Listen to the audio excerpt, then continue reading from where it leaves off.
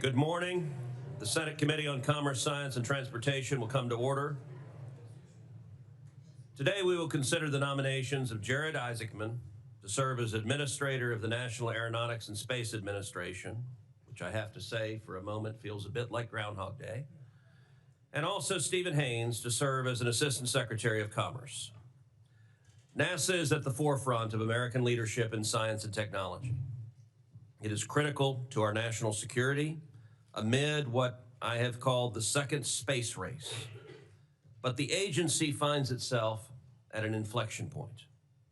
Its next leader must be both disciplined and purposeful, candidly assessing what is working and what is not, while recognizing that each policy decision has trade-offs.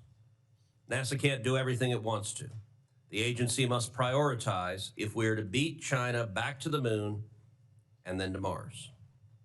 If confirmed, Mr. Isaacman will be taking the helm just as NASA is set to launch Artemis II, the agency's first crewed use of the Space Launch System rocket and the first crewed mission on the Orion spacecraft, which will bring American astronauts closer to the lunar surface than at any point since 1972.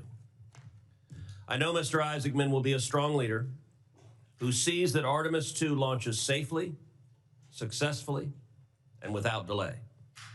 He must then turn to Artemis III, landing Americans on the moon before China, which is aimed at sending its own taikonauts there by 2030. NASA cannot take its eyes off the ball. Fortunately, Congress has given clear direction and substantial funding to achieve this goal. In the One Big Beautiful Bill, President Trump and a Republican Congress committed nearly $10 billion to specific parts of the space program, including the Space Launch System and future lunar missions of Artemis 4 and 5, the Gateway Space Station at the Moon, and the International Space Station. The vision for NASA enshrined in the One Big Beautiful Bill is unambiguous, and Congress expects that it will be executed faithfully. And I will note that our friend and colleague, Senator Katie Britt from Alabama, has come to join us. Alabama obviously has intense interest in NASA and space, and Senator Britt, we welcome you to the committee this morning. Investments in hardware alone won't guarantee mission success. Equally indispensable is NASA's workforce. Houston's Johnson Space Center is home to one of the most capable, experienced, and mission-driven workforces in the world. JSC is home to our astronaut corps, America's spacefaring heroes, who represent the best of our nation. Preserving that talent is essential, and I trust that JSC will continue to thrive under Mr. Isaacman's leadership. Mr. Isaacman, I believe, will prioritize stability, accountability, and respect for the men and women who make the agency's missions possible.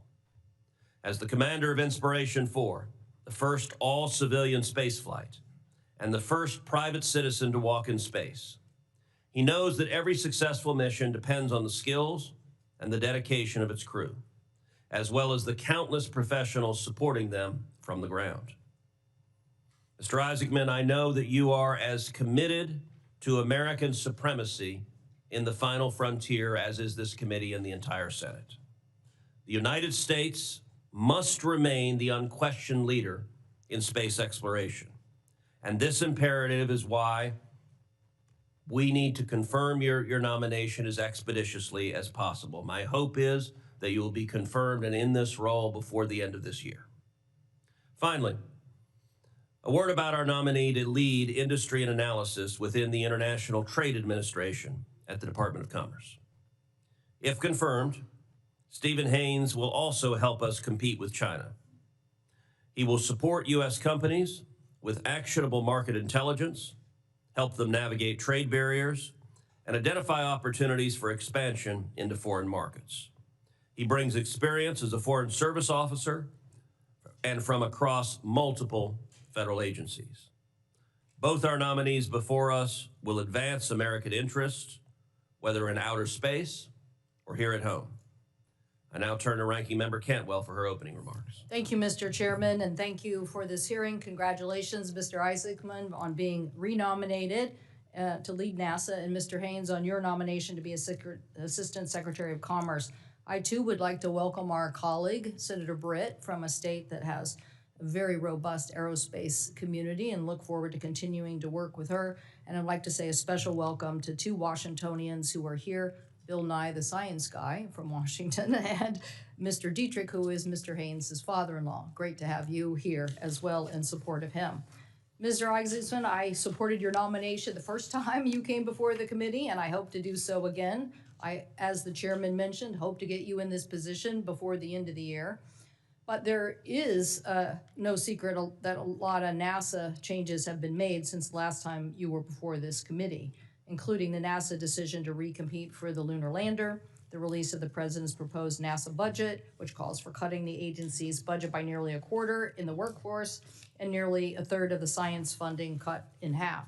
So given all that, I'm glad you're here. I'm glad you're here to answer questions about NASA's future.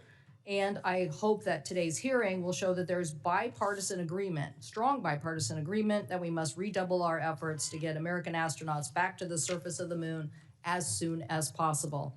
At our committee hearing in November, we heard concerning testimony from several expert witnesses who left little room for doubt that the current SpaceX lunar lander would not be ready to put Americans back on the moon either in 2027 or 2028. And this is almost certainly would lose the race to China.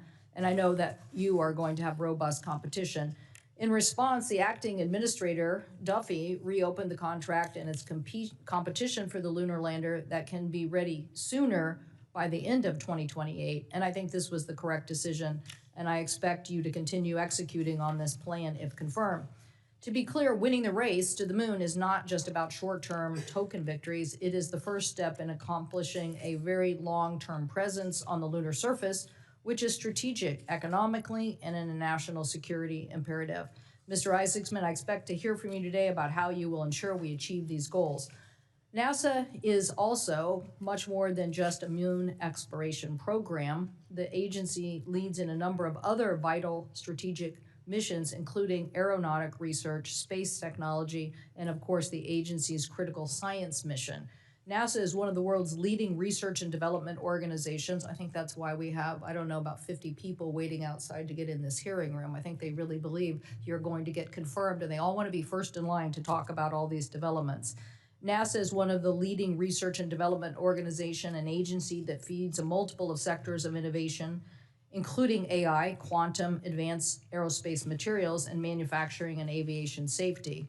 You and I have had a chance to talk about this issue as it relates to, in my home state, 1,500 companies from a robust aerospace supply chain, including 40 Artemis program suppliers, and this issue of a tech hub working on next generation thermoplastics that is so critical to all space and aerospace manufacturing to get a high rate piece manufacturing production. Nevertheless, as we discuss these issues, OMB Director Vaught has been working to gut NASA's budget, especially in science. Earlier this year, multiple NASA whistleblowers provided evidence showing that OMB was pushing NASA to implement the dangerous cuts requested in the president's budget for fiscal year 2026, disregarding the law and the impacts that this would leave on NASA. This is just unacceptable. Mr. Isaacman, if confirmed, I expect you will push back on these dangerous ideas and advocate for NASA's budget. I also invite you to visit Washington State. We'd love to continue this discussion on how to generate the next aviation innovation. It's clear that there's a lot going on that will help us on the Moon to Mars mission, not just the 40 Artemis suppliers, but a lot of other issues in how to guarantee our satellite communication for the future and how to make sure that is secure. So thank you again for your willingness to step up to these challenges. Turning to you, Mr. Haynes, have confirmed the Assistant Secretary of Commerce, Industry and Analysis. You will be responsible for strengthening the globe's competitiveness in U.S. industry and overseeing key trade analysis. You would lead a team charged with value-added analysis and tools to support economic policy decisions. no doubt there's been a big sea change since COVID about supply chain issues and supply chain vulnerabilities, and the interest that commerce play a larger role in identifying those risk sectors. Myself and Senator Risch have been leading a charge on fusion technology and hoping that we could be very aggressive on supply chain issues if, in fact, fusion technology gets to the actual point of manufacturing in the United States. So I look forward to working with you on those supply chain issues. And I want us to continue to know that we have to reduce tariffs. In my mind, tariffs are causing Americans to be challenged on affordability issues, and I look forward to working with you and asking you questions about that agenda as well. And welcome to our colleague from Tennessee, Senator Hagerty. Thank you. I will now turn to our colleague from the great state of Tennessee, Senator Hagerty, to introduce Mr. Haynes. Senator Hagerty, welcome to the committee. Thank you, Chairman Cruz and Ranking Member Cantwell. Thank you for holding this important hearing. Mr. Isaacman, I want to congratulate you on your nomination and look forward to your confirmation. The reason I'm here today, though, is to introduce a former staffer, a good friend, and a fellow Tennessean, Stephen Haynes. Stephen Haynes is President Trump's nominee to serve as Assistant Secretary of Commerce for Industry and Analysis. But before I get into his introduction, I'd like to actually address all of the staff sitting along the walls here today. I hope you'll take a lesson from Stephen Haynes. He did a remarkable job serving on my team, a great member of my national security team, and frankly touched many aspects of our office. He's taking that knowledge and moving it into the administrative branch, and the executive branch, into this administration. And he's going to go on to do great things. And I just think it's testament to the fact that the hard work that all of you put in on both sides of the aisle to support our nation and to generate the type of opportunities that we want to see for our children and grandchildren can manifest itself in a career like Stephen's. And I hope, Stephen, that you'll continue to advance your career. It's one of the greatest honors I have to represent to be here to speak on behalf of my former staffers, and to all of you. Thank you for your hard work that you do every day. And I hope that someday I'll be seeing you sitting in a seat just like Stephen. Stephen was one of my national security advisors for 2 years.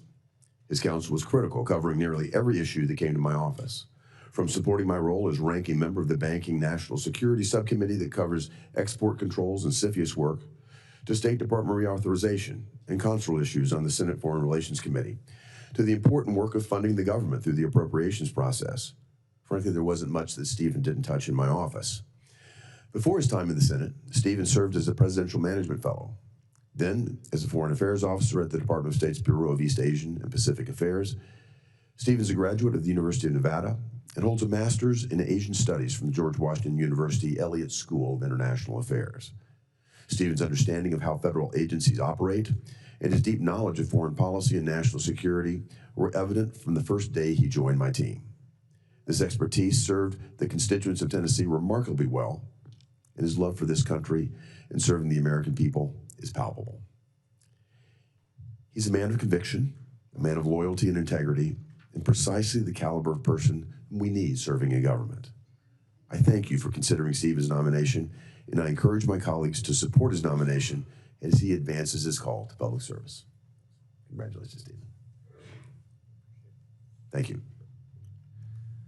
Thank you, Senator Hagerty. I will now turn to our colleague, Senator Sheehy, to introduce Mr. Isaacman. Senator Sheehy, the floor is yours. Thank you, Chairman. Welcome back, Jared. I'd say this is a once-in-a-lifetime experience, but I think we're on number 2 now. So, Monica, great to see you. Thanks for bringing the girls. Before I introduce Jared, Chairman, I'd like to enter in 40 letters of support for Mr. Isaacman's nomination, please. Without objection. Thank you. For nearly 70 years, the United States has been at the forefront of space exploration. President Trump knows how critical it is for our country to lead the way yet again as our space program aims to reach new heights, and that's why he chose exactly the right man for the job, Jared Isaacman. I've personally known Jared for several years, sharing an aviation community in Montana and cooperating with him on improving the education experience for our next generation of explorers, astronauts, engineers, NASA administrators at Space Camp in Huntsville, Alabama. Of note, both Jared and I attended Space Camp, and although I would say it lit a spark in both of us to chase the dream of aviation and aerospace, he's been far more successful than I have. We both dreamed of being astronauts as children. The difference is Jared actually is one, whereas I had to settle for the title of senator. We both dreamed of being astronauts as children. America's been the leader of global space travel for generations, pushing the boundaries of space and testing the limits of human endurance and intellect. All Americans should be deeply proud of the incredible accomplishments of heroes like Alan Shepard, John Glenn, Neil Armstrong, Jim Lovell, and many others. The sacrifice and leadership of these brave astronauts is what most Americans know. What they usually don't know is that behind each and every one of these explorers is a massive team of dedicated engineers, program managers, innovators, test pilots, welders, electricians, truck drivers, and families who are the true heroes of our space program. To lead this incredible team requires a leader who not only understands and believes in the mission, but has the interdisciplinary skill set to coordinate these cross-functional teams to achieve critical outcomes. Since the tragedy of the Columbia disaster in 2003, NASA's been an organization of great people searching for revival. And after the cancellation of the shuttle program for 10 years, it's important to remember, for 10 years, the United States was paying Russia taxi fare to send our own astronauts into space. This would make John F. Kennedy, Ronald Reagan, and dozens of other American leaders turn in their grave. And in light of the recent Starliner mission to the ISS that left astronauts stuck in space for almost 9 months, we are reminded that much work remains. President Trump knew it was time for a change, and he chose the right man for the job. Despite Jared's desire to be an Air Force fighter pilot and astronaut as a child, he found out that he was smarter than most and started a disruptive software company in his garage as a teenager. That company grew to be a tremendous multi-billion-dollar success, and that success fueled his ascension in the Hall of Fame as a record-setting jet pilot, an aggressor pilot for Air Force fighter pilots, and most recently, this first civilian ever to conduct a spacewalk. On top of all that, Jared and I share another passion, pediatric philanthropy. Jared has personally donated millions to improve healthcare for at-risk children all over America, yet again underlining his commitment to this great nation. NASA is a point of great pride for our nation. It has carved out new frontiers for mankind and shown the world the power of freedom. China is progressing at a breakneck pace to overtake our space infrastructure and beat us back to the moon, and they fully intend to win. If we don't focus our efforts and commit to victory now, we will find ourselves going to bed under the glow of a red moon. We have a moral obligation to continue to lead on the greatest frontier ever known, and it requires strong leadership. Jared is an articulate leader, a great father and husband, and one of the smartest people in America. Jared understands not only how to manage a complex multi-billion-dollar organization, but how to design and engineer critical systems. And to top it off, he knows how to fly spaceships. NASA is in need of spiritual rejuvenation, and that will take fresh leadership. Jared is the perfect man for the job, and I look forward to adding NASA administrator to his already remarkable resume. Thank you, Chairman. Thank you, Senator Sheehy. I will now recognize Mr. Isaacman for his opening statement. Thank you, Chairman Cruz, Ranking Member Cantwell, Senator Sheehy for that very generous introduction, and distinguished members of the committee. I'm honored and grateful to be here before you again as President Donald Trump's nominee to lead the National Aeronautics and Space Administration.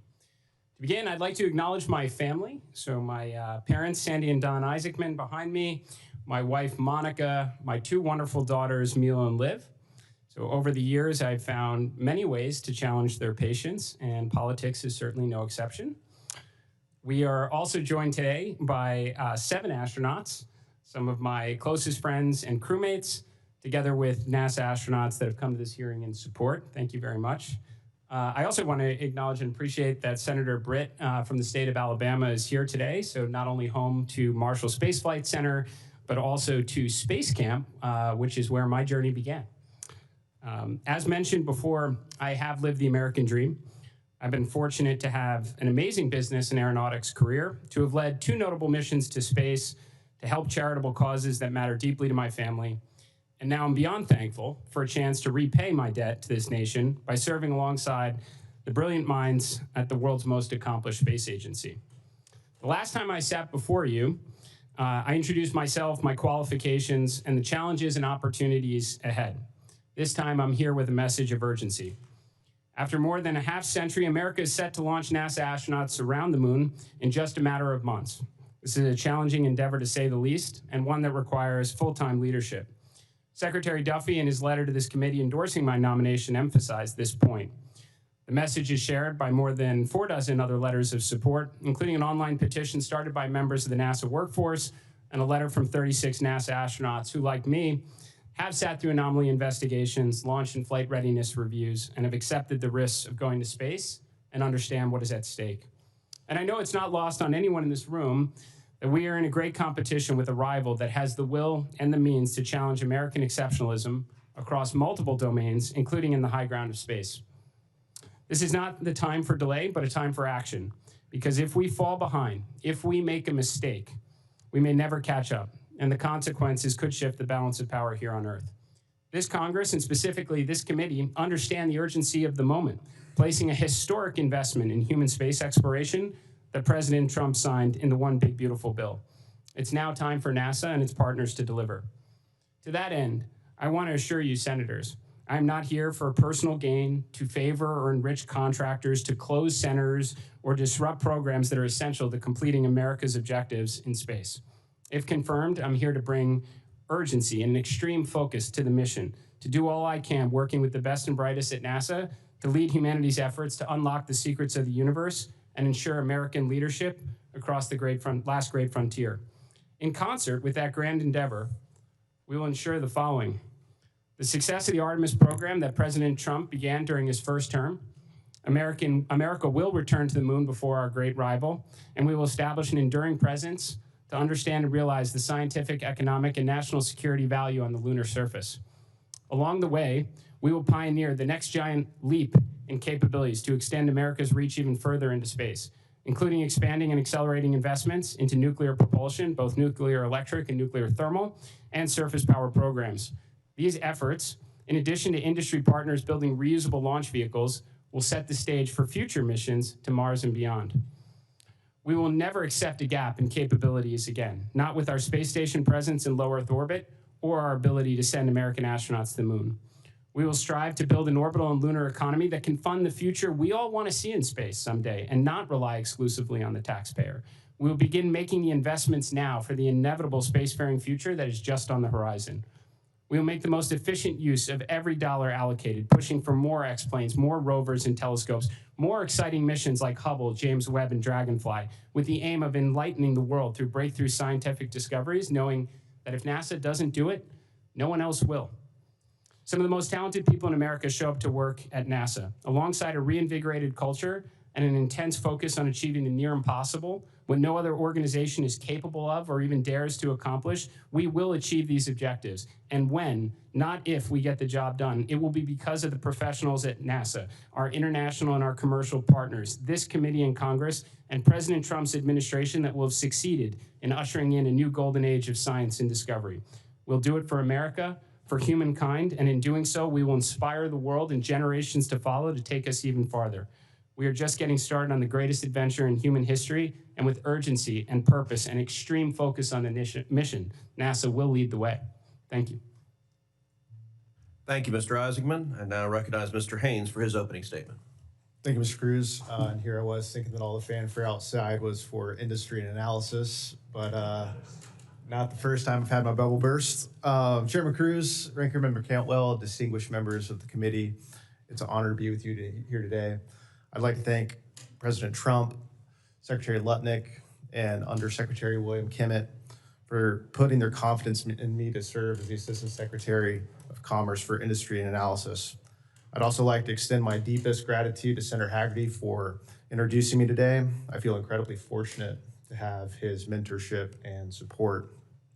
It's also an honor to have several of my family members here with me, starting with my incredible wife, Erica Haynes, who's sitting behind me.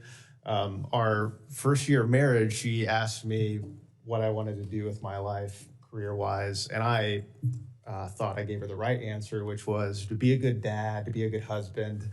And she gently reminded me that that was the bare minimum and challenged me to aim higher. And her continual love and support of the past 10 years of marriage has challenged me to do just that.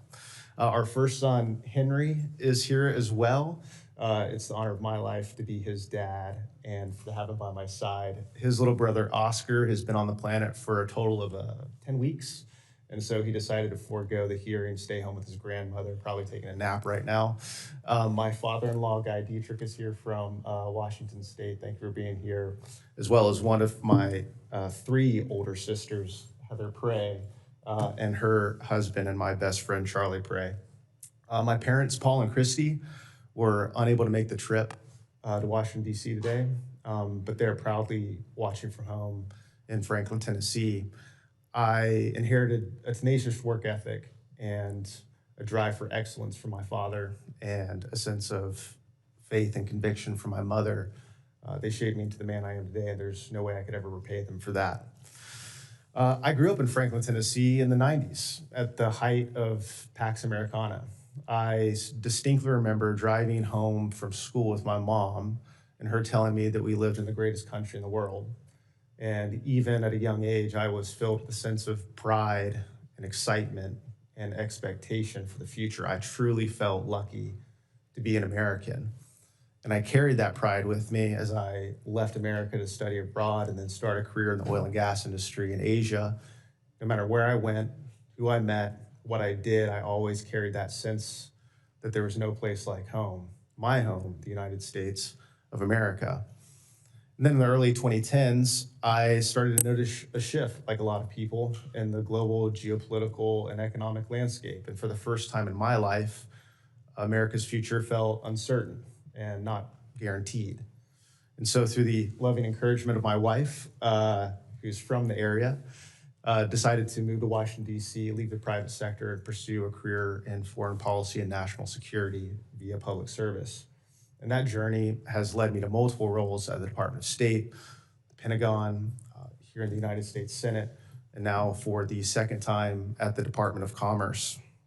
The colleagues that I've worked with, along with the experiences that I've gained, have all somehow culminated in the necessary preparation for this specific nomination. For 6 months prior to this nomination, I had the privilege of performing the duties of the Assistant Secretary for Industry and Analysis, learning its policies, its people, portfolios, budget, contracts, learning every facet of the organization. And it's because of that, I feel a sense of pride and excitement to have the opportunity to lead the organization in an official capacity. And if confirmed, my singular focus will be supporting American industry's competitiveness through robust understanding of analysis of sectors and supply chains, improving and growing INA's analytical capabilities to better respond to trade questions facing U.S. policymakers, and empowering the professionals, the people who work at INA to approach their work with a sense of subject matter expertise, mastery, autonomy, and purpose. And to that end, I look forward to working constructively with this committee. Thank you for your time and look forward to your questions.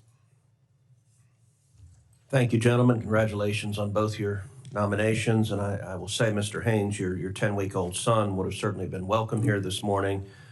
With some frequency, senators have been known to cry and sleep fitfully, and so he would have fit well in this body. Mr. Isaacman, welcome back. As you know, NASA's human spaceflight program, and its Artemis in particular, is critical to maintaining U.S. leadership in space. But as I think you can appreciate, spaceflight comes at a significant cost. Its success requires program stability. The United States can't dominate in space if our commitments change wildly from one administration to the next or from one appropriation process to the next. That's why the NASA section of the One Big Beautiful Bill Act, which I authored, outlines a stable path forward for the agency. It gives clear guidance on the Artemis moon mission. It paves the way for commercial space stations in low Earth orbit, and it invests in NASA's infrastructure to be able to execute its exploration missions. Will you commit to this committee and to the Senate to full and timely compliance with the law's requirements if you're confirmed? Yes, Senator, I do. Let's dive into those requirements. Congress wrote into the One Big Beautiful Bill that there shall be a stable, fully funded path for Artemis, at least through Artemis 5. Congress also dedicated money for the Gateway Lunar Orbit Space Station and the Orion crew capsule. Artemis is the key, I believe, to both beating China to the lunar surface and to maintaining a U.S. presence at the moon. What concrete steps will you take to maintain the Artemis program's long-term stability? Senator, I appreciate the question, and similar to my previous hearing, I absolutely believe that the current architecture with SLS is the fastest path to achieving our near-term lunar objectives, which should be to return to the moon before our great rival and establish the infrastructure so that we can realize the scientific, economic, and national security value. Now we have the first mission, which is approaching in just a matter of months, which is Artemis 2, where we will fly around the moon. The next mission, Artemis 3, we're going to land astronauts on the moon. There's a lot that has to happen in between Artemis 2 and 3. So in that respect, I am grateful that the One Big Beautiful Bill affords us the opportunity of additional heavy launch vehicles through Artemis 4 and 5. Now, in order for, with respect to the continuity of the mission, Senator, in order for us to actually land the astronauts on the moon, it will mean that one, or ideally two, commercial partners will have pioneered reusable heavy launch lift capabilities and orbital propellant transfer to get the lander to the lunar environment. And when we see American astronauts walk on the moon again, it means one or both of them were successful. So in doing so, after completing the Artemis 5 mission, which is already contemplated in the One Big Beautiful Bill, we should have numerous options available to us to have routine and affordable missions to the lunar surface for continuity beyond Artemis 5. It's also part of U.S. law that it is American policy to have sustained human habitation either on the moon or in cislunar orbit. Do you agree with that objective, and do you commit to doing everything humanly possible to achieving it? I do, Senator. I think the President of the United States would be very excited to see a lunar base. And I will say, just a minute ago, you talked about competing providers. I want to be very clear. I have no particular interest in one provider versus another. My interest is in making sure the objective is achieved. And at times, some have suggested that the objective of going to the moon and the objective of going to Mars are in tension. I don't believe they're in tension. I believe both are critical. America will be the first to land on Mars. That is critically important. That is written into law, and I was proud to author that provision in law. But I also think at the same time, we cannot lose the moon and lose the race to the moon to China. Do you agree that both are critical priorities? I do, Senator. And again, consistent with my prior testimony before this committee, there actually are parallel efforts underway. Now, there is no question the overwhelming near-term priority is to return American astronauts to the moon and, again, establish an enduring presence on what is a very scarce piece of real estate that we're interested in at this time. But as I mentioned before, in order for those American astronauts to step foot off a lander onto the lunar surface, it means one or both, and actually potentially many more commercial providers will have pioneered reusable heavy lift launch capabilities and on-orbit prop transfer, which is the same capability, really the next giant leap capability that America needs for missions to the moon, Mars, and beyond. The International Space Station, which is managed from Texas's Johnson Space Center, is scheduled to be retired by 2030. It will be replaced by one or more commercially developed stations, partially funded by NASA and partially by private partners.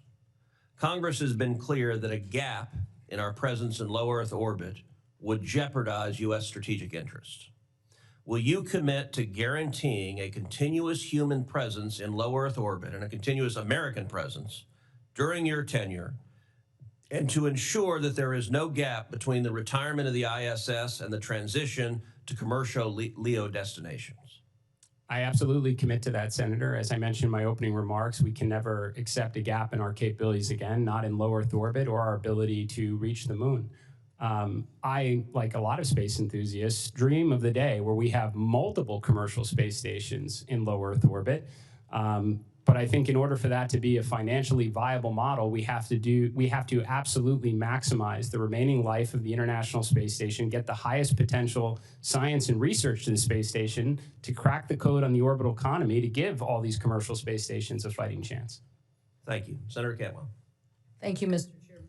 Thank you, Mr. Chairman. Sorry, I had to step out for a minute and take a call from another member, but I just want to make sure I heard everything you just said correctly on this. So when Secretary Duffy, as the acting, announced NASA would reopen to compete Artemis 3 human lander to ensure America would reach the lunar surface in 2028, you agree with that decision, and will you fully commit to this recompetition?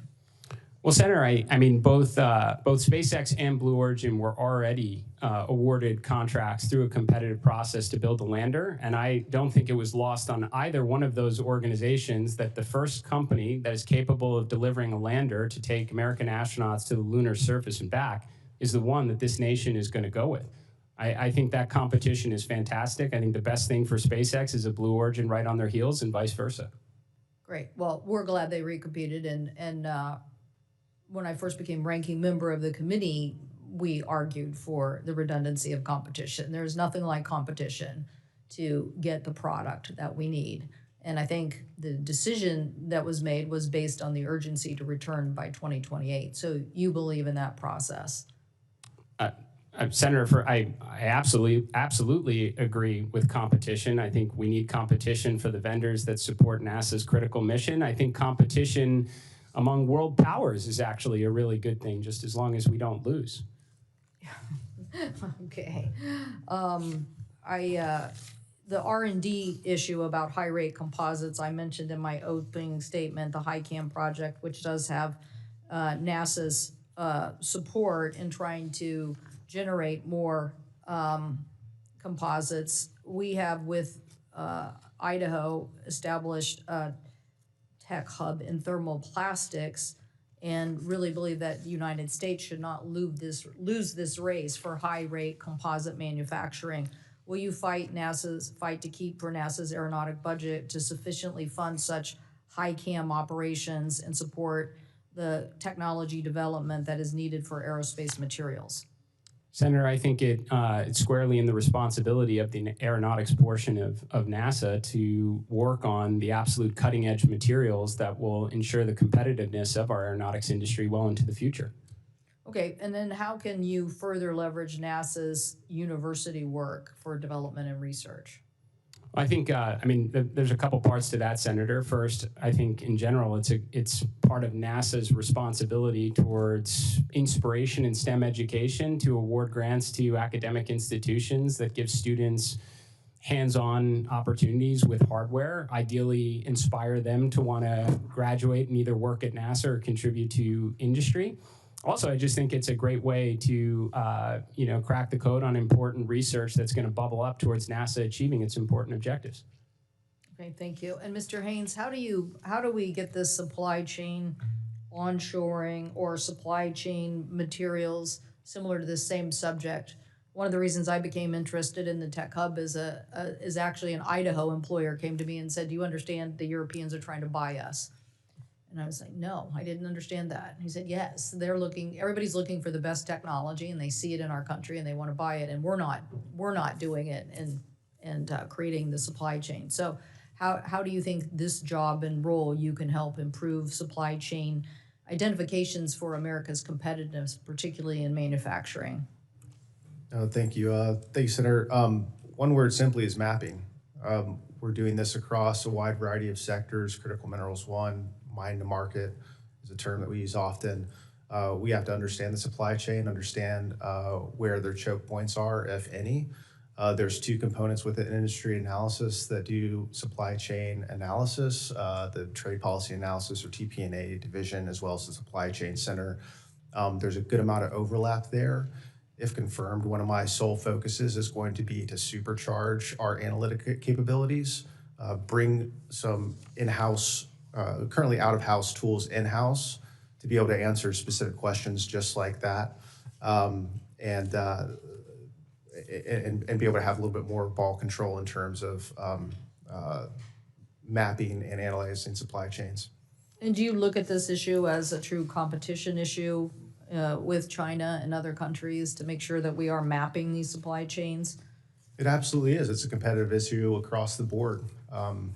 I would say yes, Senator. Okay, and then there is a legislation sponsored by myself, Blackburn, Blunt, Rochester, and Young on promoting resilient supply chain. Will you look at that and tell us whether you can support that legislation? I have looked at it. We provided initial TA, and if passed, I'd be happy to implement it to the fullest extent and work with the committee to do so. Do you see any problems with it now?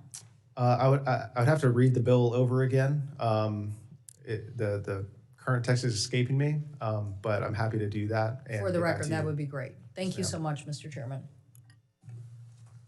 Thank you, Senator Moran.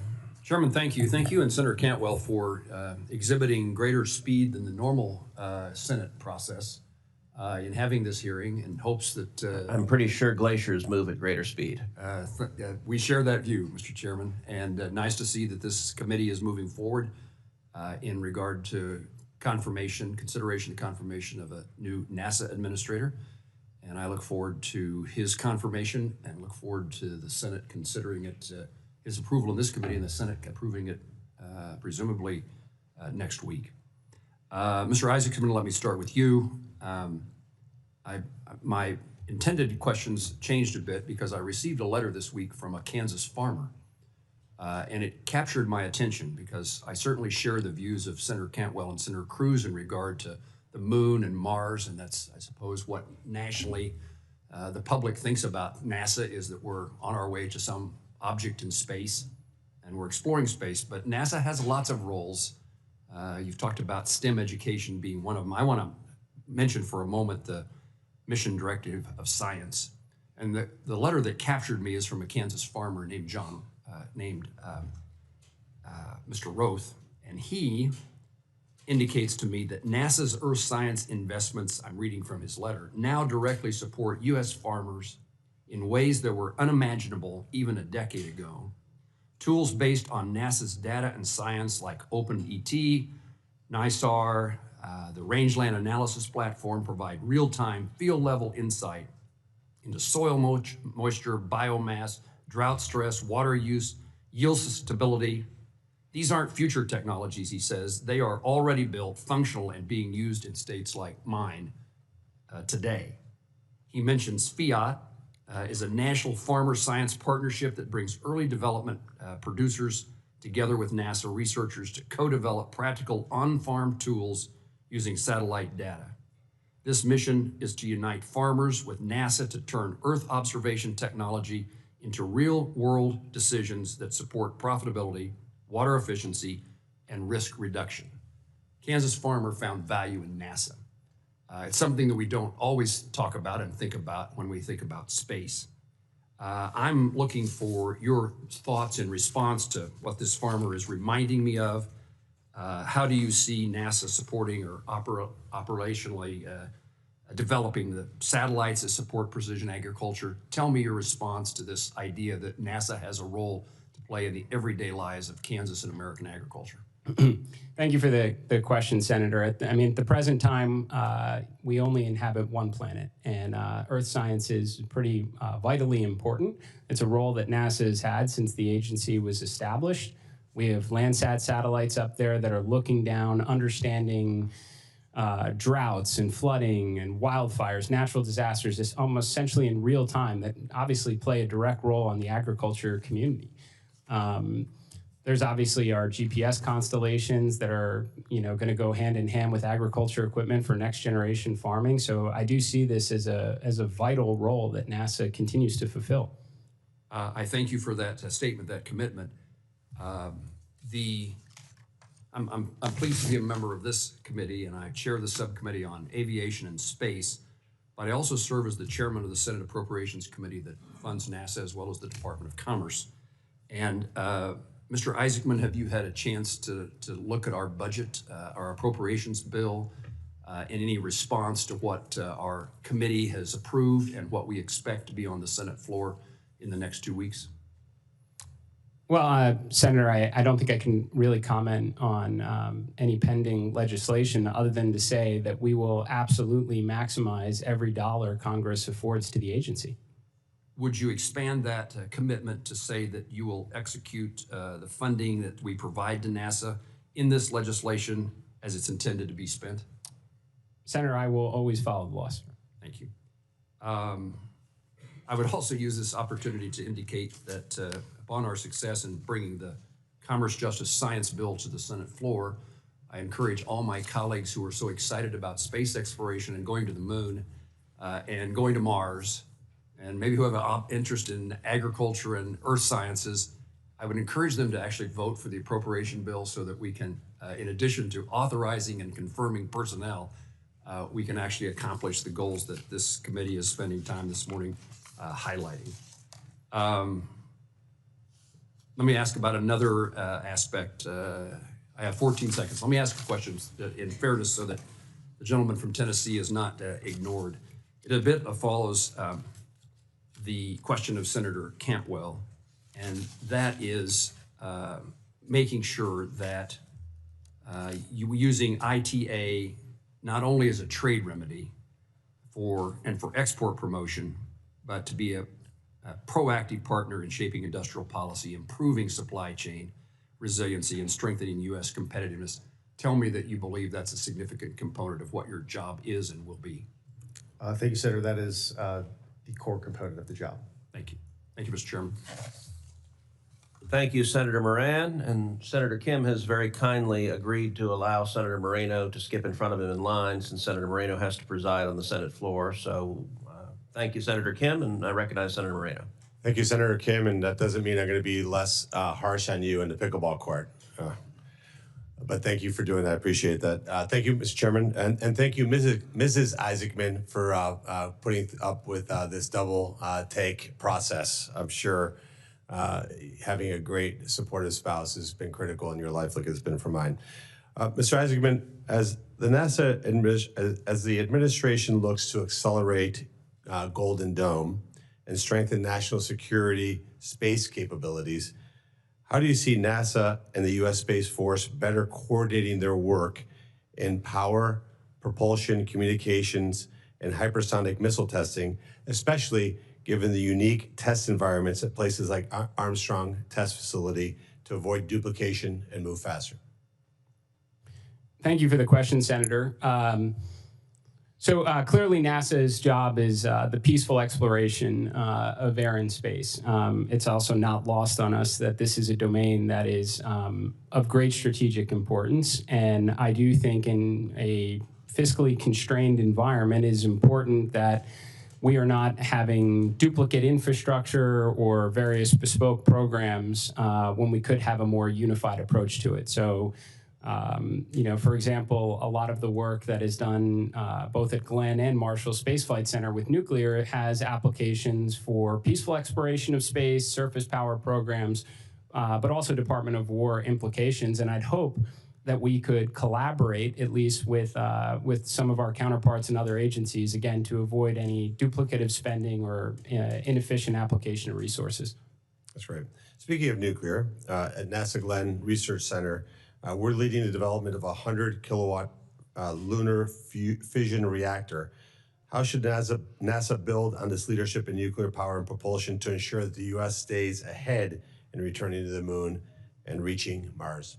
Well, Senator, I love that question. I think NASA is funded by the taxpayers to do the near impossible. As I mentioned in my opening remarks, what no other agency or organization or even company is capable of doing or dares to do. I think NASA should be evolving to work on grand, almost mini Manhattan Project nuclear programs that have the benefit for surface power applications, especially when you're out of sunlight or you're undertaking discovery missions, let's say past Mars, for example, or even actually on the surface of Mars for manufacturing propellant.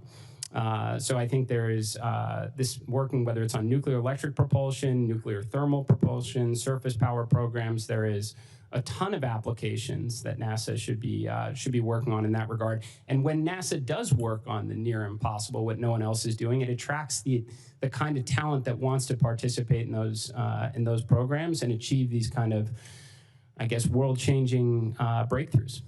I appreciate that, and look forward to having you and hosting you in Cleveland at NASA Glenn. Very easy trip from home, so I won't keep him long. He'll be home for dinner if he comes and visits, as opposed to Texas, really far away. It's a very out-of-your-way trip to go down there, but Cleveland right around the corner. Mr. Haynes, the U.S. depends on specialized aerospace supply chains.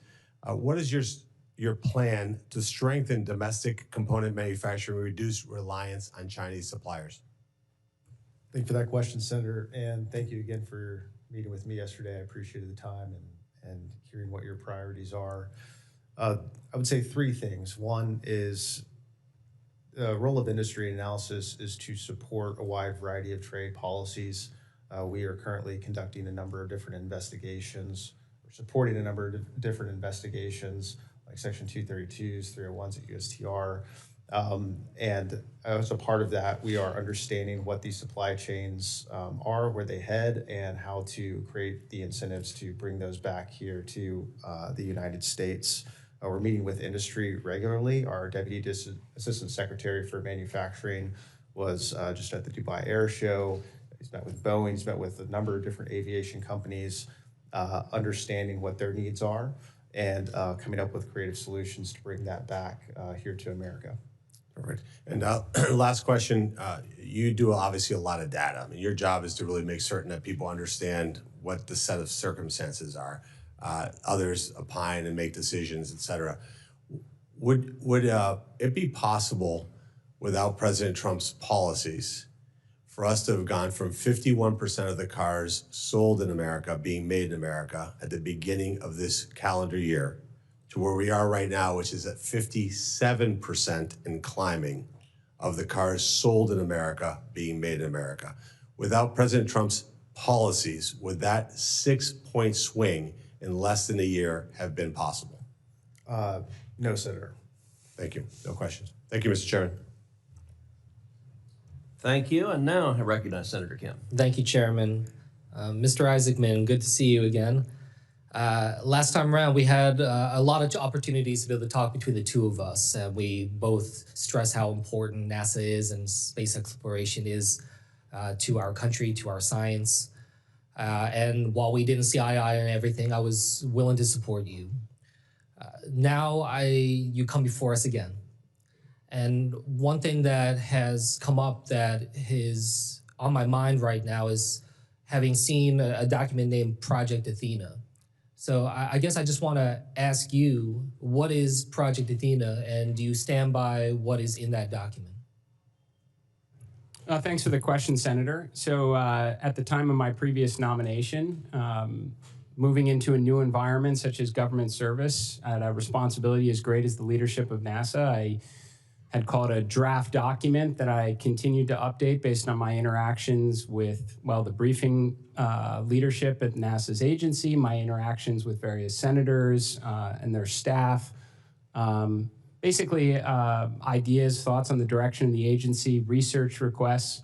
It was always something that was meant to be, refined with actual data should I have been confirmed in it. But I do stand behind everything in the document, even though it was written 7 months ago. I think it was all directionally correct, consistent with prior testimony and my interactions with various senators.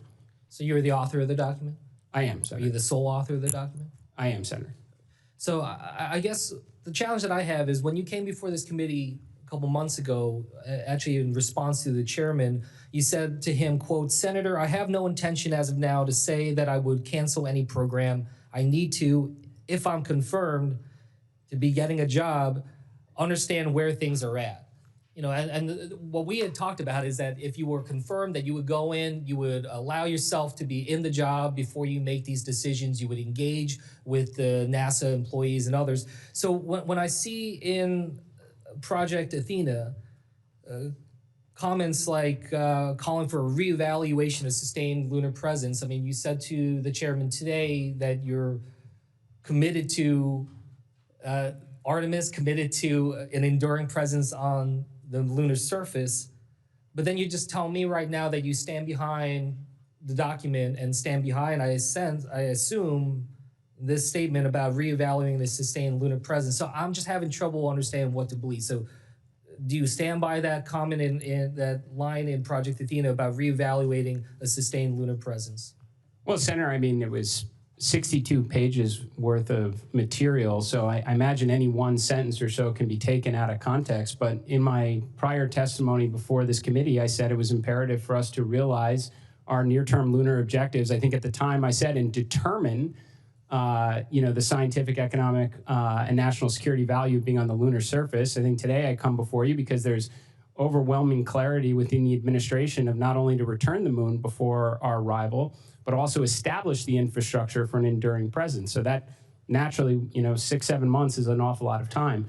But I would say, Senator, there's probably 10 pages within that plan that call for research requests to make sure that you gather the accurate information to inform a definitive plan. But I certainly do stand behind the idea that if anyone's going into a position of great responsibility, it's better to go in with a plan than none at all, sir. But isn't it better also to have humility in the job and to be able to go and engage the experts and the scientists who have been doing this work?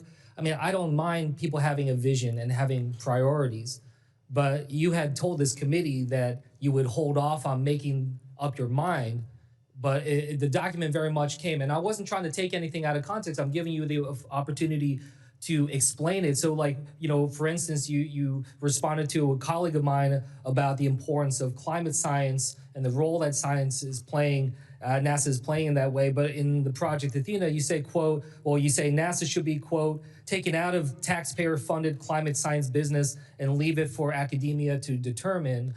That stands in contrast, I feel like, with things that we've heard you say before. So I guess I wanted to ask you, do you stand by that statement of taking NASA out of climate science business? Well, and Senator, first of all, I completely agree with you, by the way. I think humility is an important quality of leadership. And that's why, again, I would say if it's not 10 pages, it could be 20 pages of the 62 that specifically call for research requests from across the associate administrators, the various subject matter experts to inform a definitive plan. That's throughout the entire document. They're very here did not seek a request. It was determinative in saying that it should take out, and also in terms of, you know, laying out cutting of thousands of civil servant positions. So look, I'm out of time. We will follow up. But as I said, I'm trying to be someone who can work together. I think this needs to be bipartisan going forward. But some of what I saw in that document, so in contrast to things that I heard you say before, at least what you have assured me about,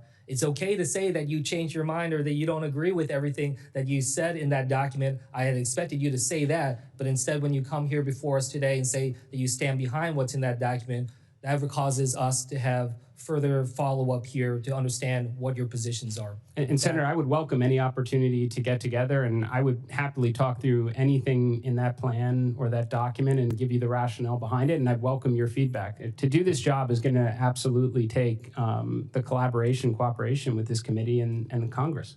Thank you for that. And with that, I'll yield back. Thank you. Mr. Isaacman, I wanted to ask you, so let's just pretend you're in Missouri among a group of students, constituents, just a good cross-section of my state.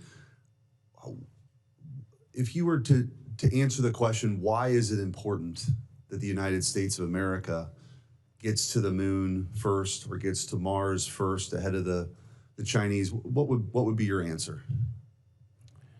Well, Senator, I think there's a couple reasons, one of which is fulfilling a promise that's been made by every president since 1989 and over $100 billion that's been funded by taxpayers on our grand return to the moon. I think it's imperative that we do so, and failing to do so calls into question American exceptionalism beyond just our expertise in the high ground of space.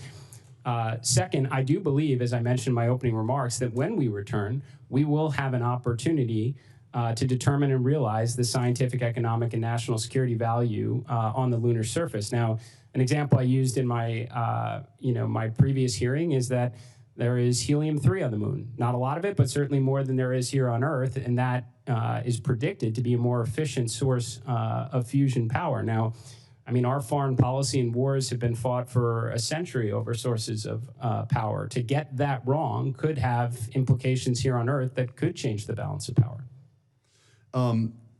We have in this country, I think, a pretty robust ecosystem of new companies, small businesses, sort of disruptors that have entered the fray here as it relates to whether it's commercial space exploration or travel or what have you. How can NASA, in your role, help sort of cultivate that, work with them? Because I do think that's one of the advantages we have over China in this race. What can you do as in this potentially this new role? Senator, it's a great question, and a lot of people do believe generally these are new developments, but in reality, going back to the 1960s in the space race, NASA worked alongside some of our great aerospace companies. I mean, whether it was Boeing or McDonnell Douglas or Northrop, for sure, sir. So a lot of those names are still very relevant within the space program today. And then there's also a lot of new names that is, referred to sometimes as new space or commercial space. I think it's going to take, the contributions of the many to do the near impossible. Now, where NASA can play a role is consistent in the past, which is sharing its expertise and talent to help these new companies. When NASA does tend to figure out the near impossible and it's mature enough technology to hand it off to industry where innovation can improve upon the capability and lower cost, that's a great outcome. I also think NASA can do a very good job expressing the need. What is the requirement? Because there are lots and lots of commercial space companies now. I think Ranking Member Cantwell mentioned, I think she said over 1,000 in her state alone. That's fantastic. We just want to make sure they're all working on things that bubble up to our most important objectives. So I think NASA can do an even better job of working with industry to outline the problems that need to be solved and ensure we're kind of concentrating American ingenuity in the right direction, sir. Well, I think that to put on the parochial hat for a moment, I think St. Louis is a defense tech hub with former McDonnell Douglas and Boeing with their defense side, the NGA West, which is completing their new facilities, a lot of opportunities, and which leads sort of the next question on quantum. Washington University in St. Louis is doing a lot of really important work here. How do you see NASA's role in furthering that mission, right, to be on the cutting edge? Because I think what I was getting at with the first question, all of this, civilizations come and go, right? And in many ways, whoever has the most advanced technology, whether it's warfare or on the more the commercial side, they tend to thrive and win this great competition. And NASA is going to is playing a very important role, continue to play an important role. How do you see on the quantum side NASA working with research institutions and the private sector? It's an excellent question, Senator. So, thank you, by the way. Yeah. Thank you for that.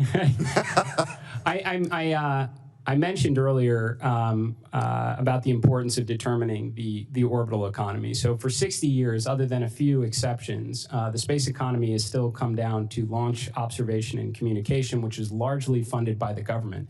And if we do want a very exciting spacefaring civilization in the future with lots of space stations and orbital, lunar outposts and Mars bases, we're going to actually have to figure out that economy. There's a lot of prospect when it comes to quantum computing, quantum communications, and what I would like to do is ensure that the highest potential science and research has a expeditious path to the International Space Station so we can maximize that remaining life and then hopefully crack the code on the orbital economy that gives all the commercial space stations a fighting chance. So quantum has a number of applications that can take advantage of the unique environment of microgravity, sir. Well, thank you for your service, and I wish you all the best in this new position. Good luck. Yep. Welcome, gentlemen. Welcome to the committee, and congratulations on your nominations. Mr. Isaacman, welcome back to the committee. You were here before for this position, and as we all know, President Trump withdrew your nomination earlier, citing concerns with your, I believe, political donations to Democratic candidates. And in a July 6th post on Truth Social, the president also stated that it would be absolutely inappropriate for you to head NASA, given your close relationship with SpaceX CEO Elon Musk. Since that time, there have been additional reports that in the time between your nomination being pulled and now being renominated by the president, I think you've donated roughly $2 million to President Trump's super PAC. So based off this information, I'm concerned that the decision-making around this position may not have been about ensuring NASA has strong leadership to carry out its mandate. So could you please explain what happened to make President Trump reconsider the decision to pull your nomination, and what assurances you may have provided, if any, that your relationship with Elon Musk and SpaceX would not create a significant conflict of interest for you in this role? Well, Senator, there's a lot there, so I will try and hit it all. If I miss anything, please ask me to correct.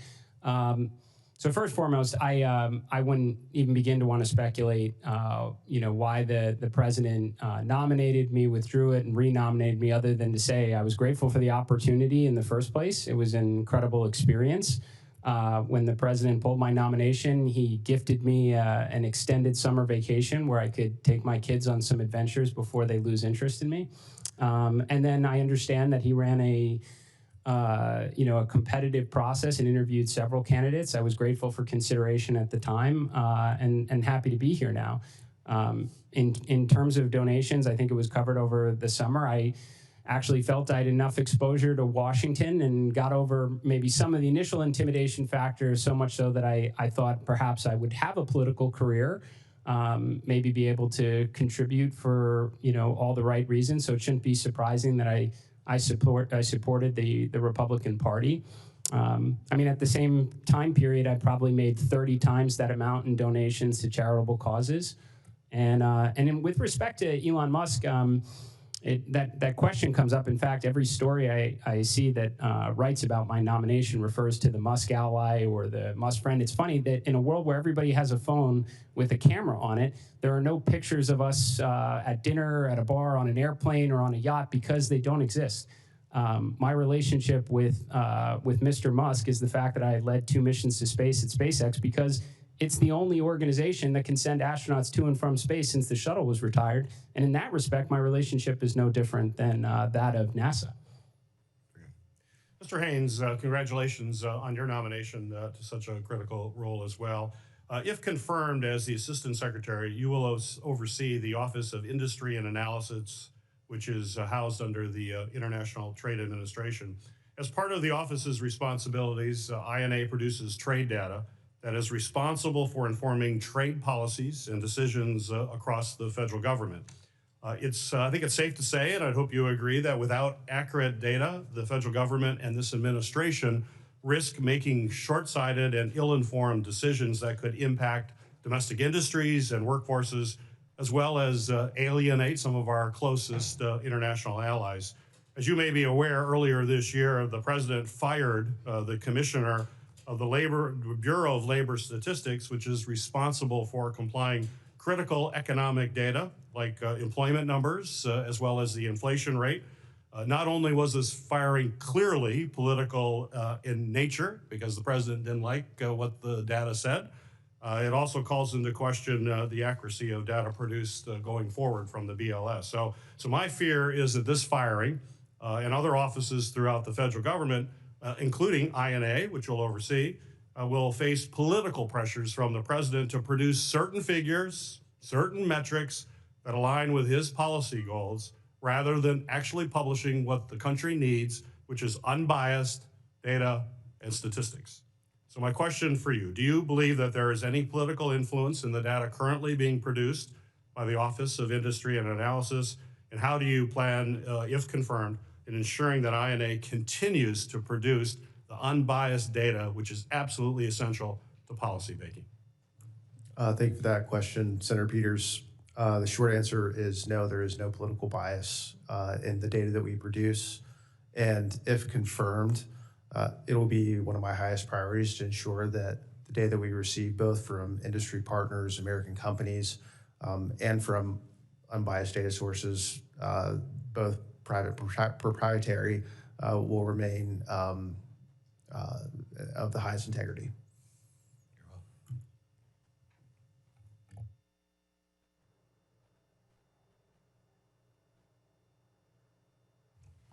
Thank you. Senator Sheehy. Thank you, Chairman. Mr. Haynes, we've heard a lot about the politicization of job numbers and economic statistics over the past year since President Trump's taken office, but isn't it accurate that Gina Raimondo had an 800,000 job revision when she was Secretary of Commerce under the Biden administration? That's possible, Senator. I'm not sure the exact statistics, but yeah, no, that's what happened. That's the fact. So we're routinely told that this administration, the Republican Party, has politicized numbers. We've warped data and we've lied to the American people. And the truth is, we saw manufacturing flee this country. 97% of rare earths and critical minerals are now processed in China.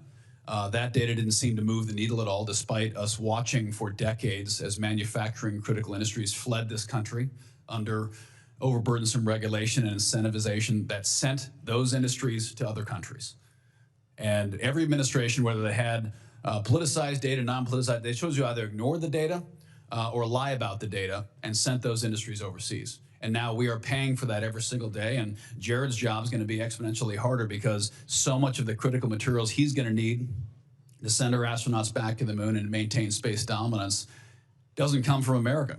And some of our most sensitive technology is built with components that are made in China, the very country that is working every single day to undermine our supremacy. So I'd like to hear your plan on making sure that not just that we have the data, but you are ensuring that data is shared in a timely manner so that we can make sure we're making policy decisions in this body, as well as in the executive branch, to ensure that we're bringing those industries back and ensuring we have dominance for the next century.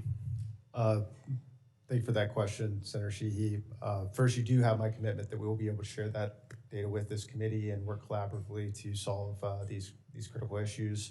In the executive branch, I can give one specific example. INA plays a critical role in the investment committee that is currently tasked with solving our critical mineral supply chain issues. We are mapping mine markets for all 54 critical minerals. We've identified over 700 projects and have already deployed or committed letters of intent and term sheets for about $16 billion worth of projects, covering about half of the 54 critical minerals.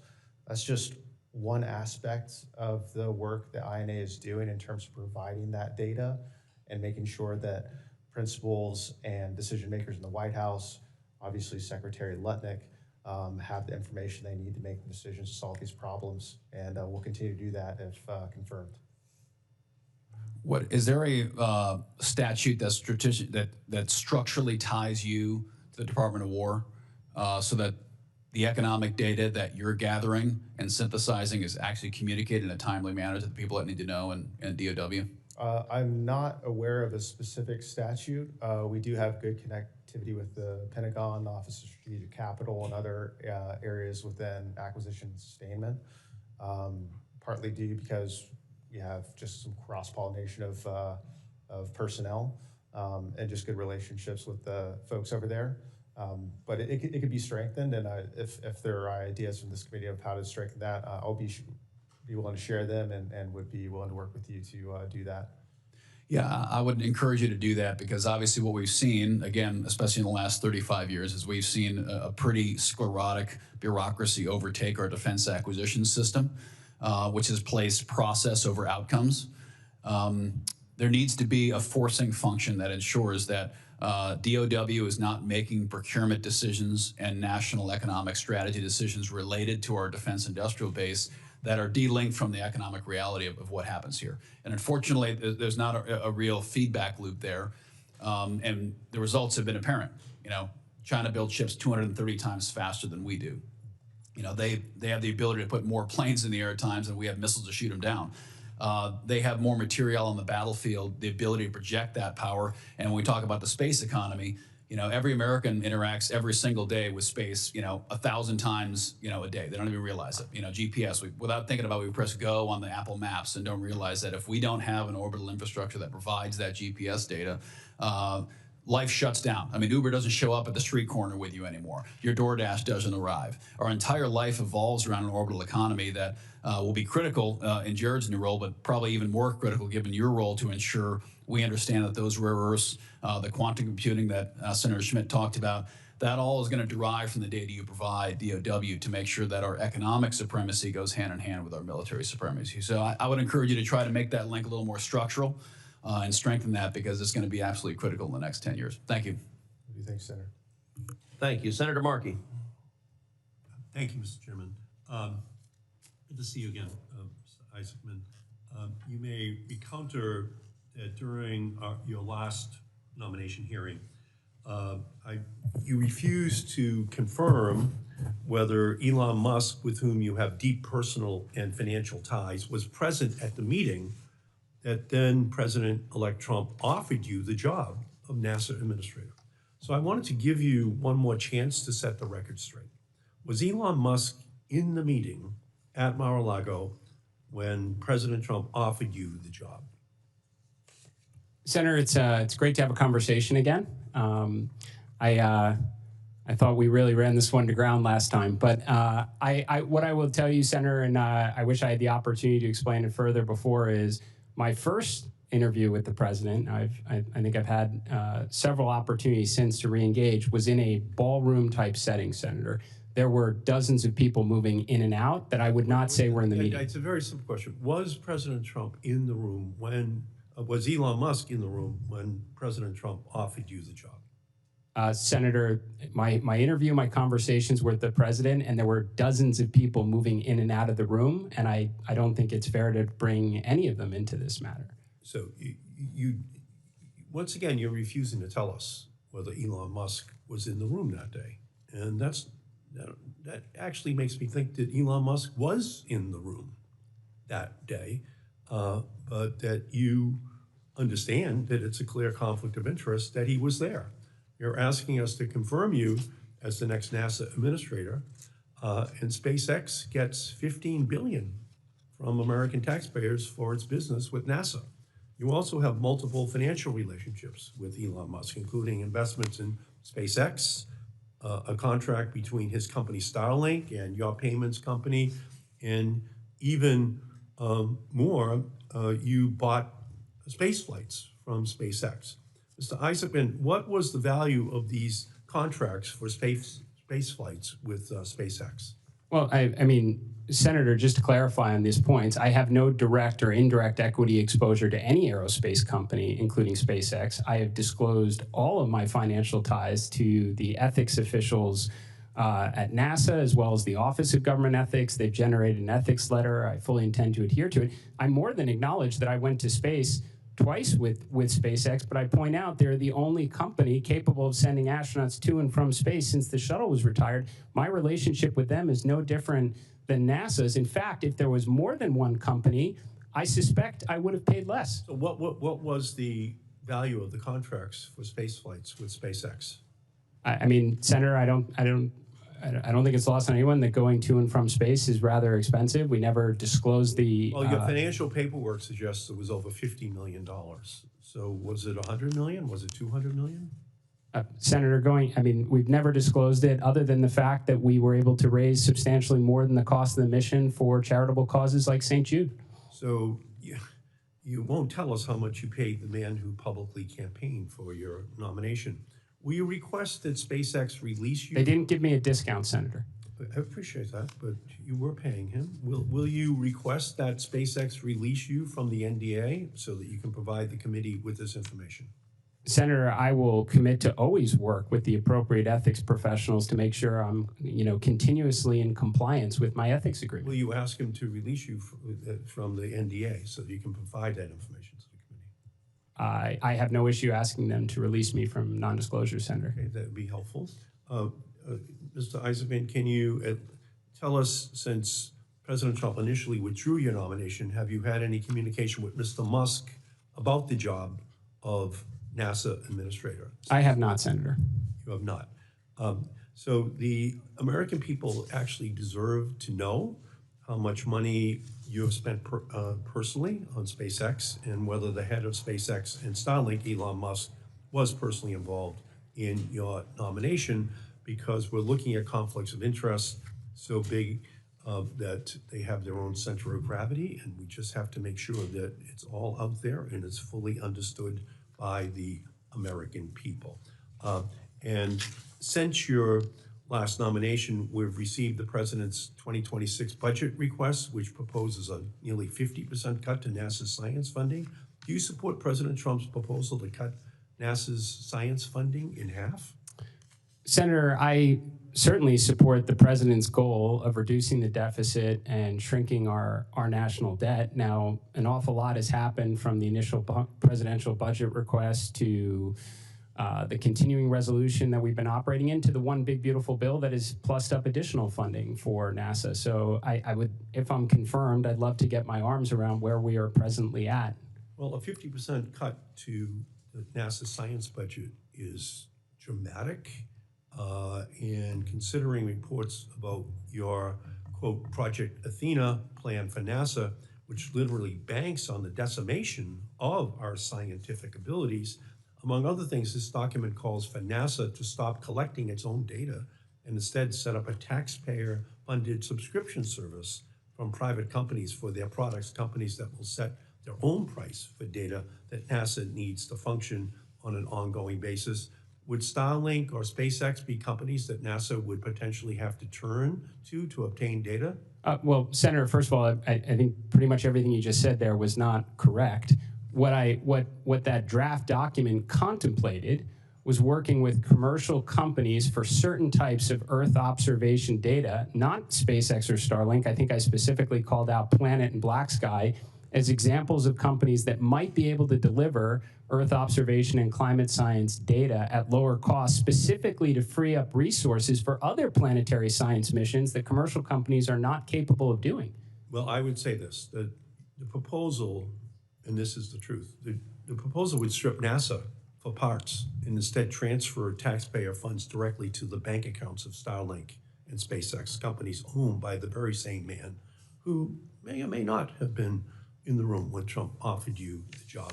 And we're just going to have to keep a very close eye on what will unfold at NASA if you are confirmed. Okay, thank you, Mr. Chairman. Thank you. Senator Budd. Thank you, Mr. Chairman. Thank you all for being here. Mr. Isaacman, great to see you again. Let's talk about NASA's Quest program of quiet supersonic. You know, it's designed to de-risk the science, validate the quiet supersonic technologies, and then let American industries like Boom, for instance, which has a presence in North Carolina, let them take the lead in building the commercial market. So as administrator, how will you ensure that NASA stays focused on enabling that new industry and avoids creating unintentional regulatory or technical barriers for the next generation supersonic flight? Well, Senator, this is certainly a subject that I'm pretty passionate about. I do think it's NASA's job. I believe it's funded by taxpayers to explore the near impossible in air and space. And when they arrive at a major development and that capability is mature enough to hand it off to industry where competition can drive innovation and bring down costs. X-59 is an interesting example. There is some overlap with what Boom's doing. I think actually Boom is an extraordinary company. I'd love to see a lot more American companies trying to break the status quo and take on big, bold projects like that. I think NASA just needs a lot more X-planes, honestly. That was a really exciting one that we all had an opportunity to watch rather recently alongside the recent performance from Boom. But I'd love to see us have multiple programs that are exploring radical designs in airframe and propulsion. And when they do have those breakthroughs, not dissimilar to the 1970s, 1980s, when NASA was experimenting with fly-by-wire and thrust vectoring capabilities that have made their way in commercial aircraft as well as military aircraft like the F-22. Do you think there's a problem with Quest eventually competing against Boom? Do you think that's a potential problem? No, I would certainly hope. I'd say the whole industry, not just Boom in particular. I'd certainly hope not, Senator. I actually don't think NASA's at its best when it's doing what industry is doing, because at that point, talent would naturally probably gravitate to industry where they get the advantage of, who knows, appreciating stock options and such. I think NASA should constantly be recalibrating to work on that near impossible, what no one else is doing, which is going to attract that kind of exciting technology. That's going to attract that kind of talent to work on that exciting technology. When they figure it out, they hand it off to industry and they recalibrate to the next big, bold endeavor. I think that serves the talent, workforce, and the mission of NASA very well. Thank you. You know, in your testimony earlier, you were clear that the United States is in the middle of a second space race. The great rival that you mentioned spent more than a decade establishing a space Silk Road, offering collaboration on satellite, space launch, space infrastructure development to more countries across the Middle East and North Africa. So how does this sort of space diplomacy from an adversary affect our prospects for continuing dominance in space? And what's your vision for space diplomacy of ours? Well, Senator, I think there's a couple parts to that. So first, NASA has always been referred to, as a soft power. There's lots of diplomatic implications to their mission. A lot of our greatest endeavors are worked on with our allies across Europe, the Middle East, Canada, for example. I think what's concerning now is that some of these countries have more than one choice. So for the longest time period, America owned the ultimate high ground of space, and that attracted the interest of many nations to want to collaborate and partner with us. The Chinese do have their own space station now. They went from a single technaut in orbit approximately 20 years ago to having a space station where they're launching at an extraordinary cadence. So I think this is why there needs to be urgency to take a close look at NASA, what's going right, and do a lot more of that, and the things that are going wrong to clear those obstacles and paths so we can get back to doing world-changing missions again. Yeah, sounds great. Thanks again for your time. Chairman? Thank you. Senator Lujan. Mr. Chairman, thank you so very much for that and for calling this hearing. Mr. Isaacson, welcome back to the Commerce Committee. I guess I'll just start out by simply asking, Mr. Isaacman, you believe in science? Of course, Senator. You support science?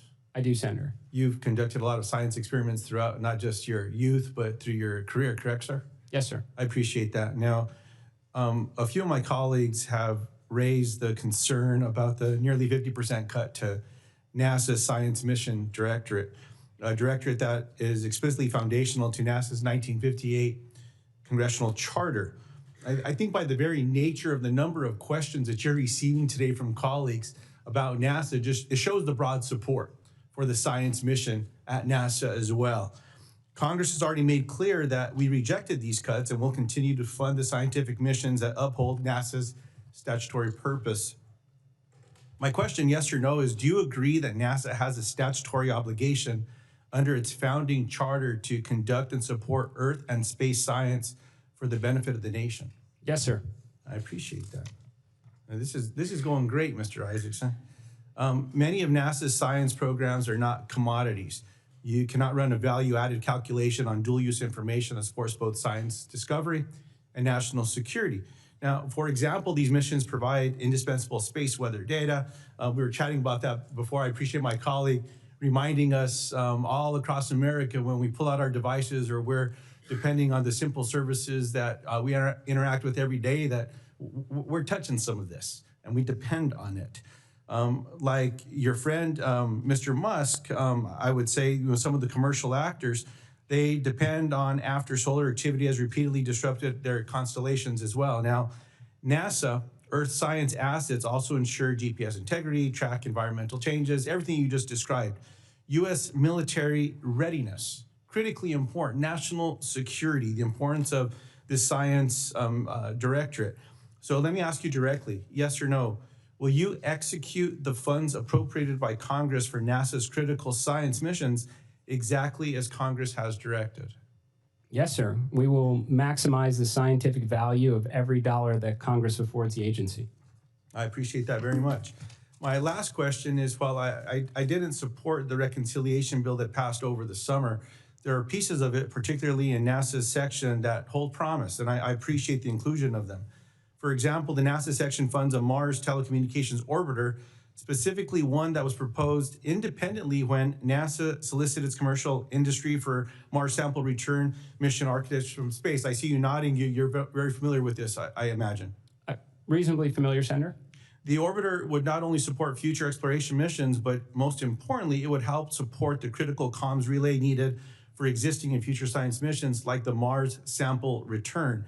Now, New Mexico is home to companies like Rocket Lab, who produce the world's highest efficiency space-grade solar and powered critical NASA missions and would power the MTO, for example. So yes or no, do you commit to following through on the letter of the law and ensuring a rapid acquisition strategy for the MTO to be able to deliver it by the law's 2028 due date? Senator, my commitment to you and all the other members is always to follow the law. As a space enthusiast, I am super excited about any activities that open up further science and discovery on Mars. Appreciate that very much. Thank you, Mr. Chairman. Thank you. Senator Klobuchar.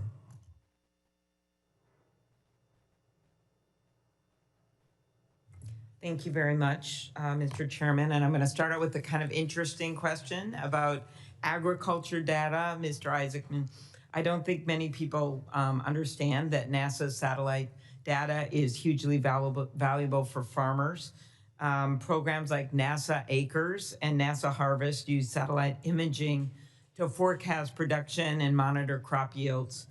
I'm the ranking member on the Ag Committee, and I've introduced legislation called the Agriculture Innovation Act to strengthen that data collection. Could you talk about your plans to preserve and expand those types of monitoring programs, weather patterns and the like, and how you can better work with the Department of Agriculture? Sure, Senator. I appreciate the question.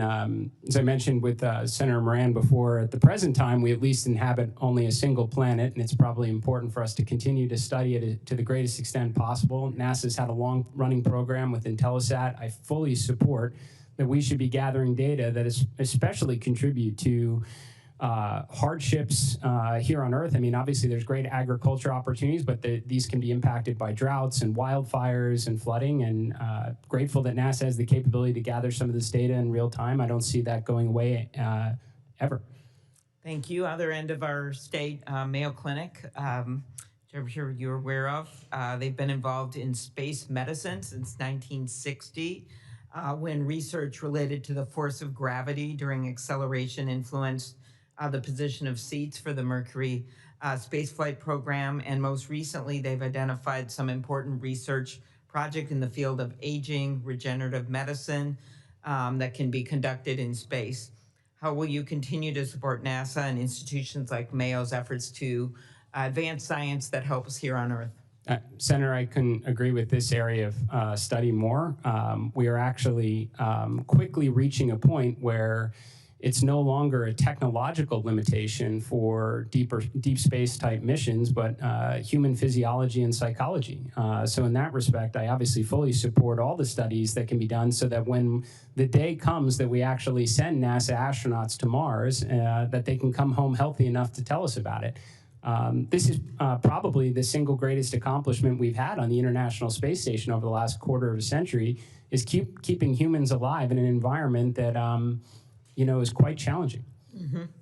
And then just on the research side, a lot of academic institutions like the University of Minnesota rely on publicly funded data from NASA's missions. And as NASA continues to partner with private firms, the commercial data is not as easily accessible to researchers. And I think it's a balance. Obviously, the partnering with private has brought with it some success, but then you want to have the public institutions be able to access that data for the public portion of this, which has helped us. I'm not going to go through all the inventions and things that have come out of this type of space mission. So what steps will you take to ensure that data from NASA missions continues to remain available for researchers across the country? Senator, I fully support it, and I think this actually goes to some of the questions from Senator Markey before. I absolutely think that NASA should be making available all of its data, especially its Earth observation data, freely to academia, so they can draw their own conclusions from it. I don't think it's the most helpful every 4 or 8 years when administrations change that certain scientific positions become overly political. I think that we should be making that data available to academic institutions and let their scientists and research draw their own conclusions. Thank you very much. Mr. Haynes, congratulations on your nomination. We have a lot of manufacturers in my state, a lot of them high-end robotics manufacturers. We do a huge amount of trade, not just in the ag area where we're fourth in the country for ag exports, but throughout our industries. And could you talk about data that the Department of Industry Analysis can provide Congress and the public, transparency data with the price impacts of things? We're obviously concerned about tariffs. Thank you, Senator. I would say a few things. We usually provide data as it compares to bilateral trade flows and sectoral competitiveness. We now provide broad economic data in terms of labor statistics or GDP growth or anything like that. Any data that we do have on specific sectors, especially as they are in your state, happy to discuss those with you and your staff. And by the way, thank you to your staff for meeting with you yesterday and understanding a little bit more about your priorities on the committee. So can absolutely, if confirmed, commit to you to provide the data that we do have. Very good. And I think my time's running out. I'll put this in writing, but I do a lot with Brand USA, and Senator Sullivan and I just introduced major reauthorization of this, and Senator Rosen over here cares a little bit about this, representing Las Vegas. And so just anything you can do to strengthen programs like Brand USA that don't use taxpayer dollars to ensure we continue to remain competitive with U.S. tourism, and especially with World Cup, the 2028 Olympics, and other major events that are coming up. Yes, ma'am, Senator, you absolutely have my commitment to do that. I have met with Fred Dixon and Brand USA multiple times. The secretary's met with them multiple times, and we look forward to working with them in a collaborative effort to make sure that travel and tourism remains competitive. Okay, thank you. Thank you. Senator Young. Well, thank you, Chair. I thank our nominees so much for your interest in serving. Mr. Isaacman enjoyed our breakfast some days ago, and I expect to support your nomination and very much appreciate your presence here. Mr. Haynes, congratulations. The global economy is increasingly driven by cross-border data flows, digital services, and online platforms. And U.S. firms are facing more foreign barriers, such as data localization rules and discriminatory digital taxes.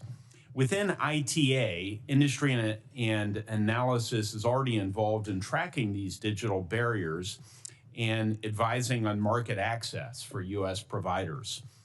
If confirmed, Mr. Haynes, how do you see INA's role in digital trade evolving? And what would be your top priorities for ITA's work on open digital markets and cross-border data flows?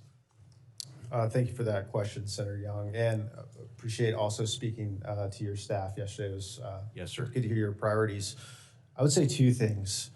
Within the Deputy Assistant Secretary for Services, which is under the Assistant Secretary for Industry Analysis, we run two specific programs that focus on data privacy. One is the Cross-Border Privacy Rules, or CBPR, is a voluntary certification where U.S. companies can opt into essentially adhering to robust data protections.